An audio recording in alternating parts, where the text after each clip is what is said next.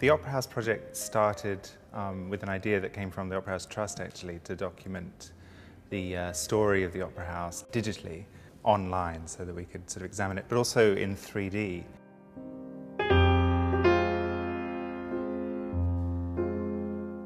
The moment you look at the story of the Opera House, you realise it's one of the very great stories of the 20th century.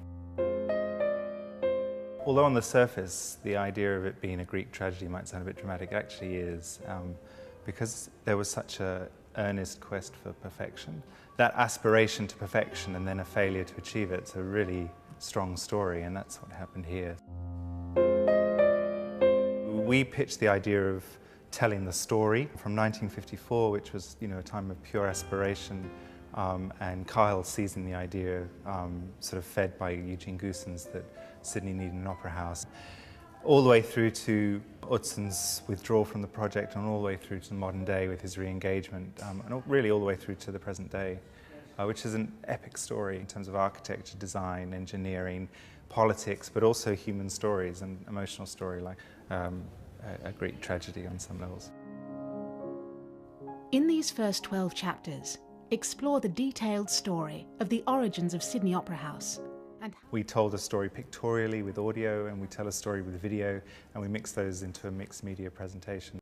Clearly there were old reels of wonderful reels, actually, of black and white film. A trove of photographs from the New South Wales State Library, state records and other sources, including the Opera House, the Wolanski Foundation, even the ABC.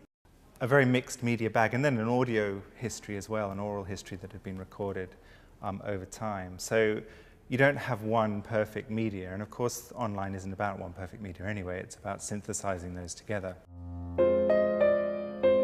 A lot of the story elements are quite subtle. There are some very great people involved in the story, very eminent minds, and they are obviously subtle people themselves. So having the story told about them is only part of that story. You also have to include their voices and their opinions, and some of them are in contradiction with each other, of course. So presenting all of that enriches context massively. A book isn't really able to do that, and a documentary on television isn't really able to do that. Sometimes you get close, but again, you don't have that luxury of on-demand space to really go as deep as you want.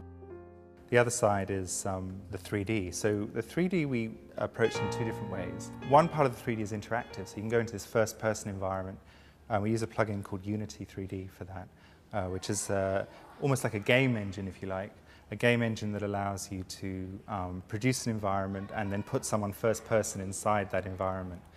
So we used that to produce a studio room which has lots of different, it has models in it and books in it, pictures on the wall, and explorational multimedia, so that you can go in and learn facets of the house.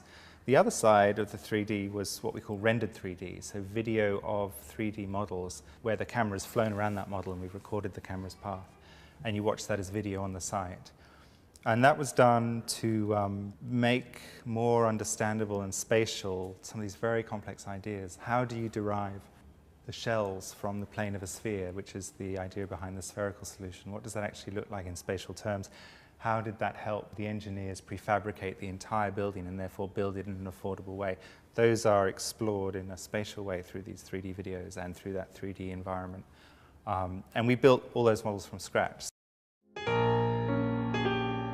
This is a website that works from your smartphone up. It will work on your smartphone, your tablet, your laptop, your desktop PC, or your 55, 60, whatever inch screen is, and that's quite a challenge.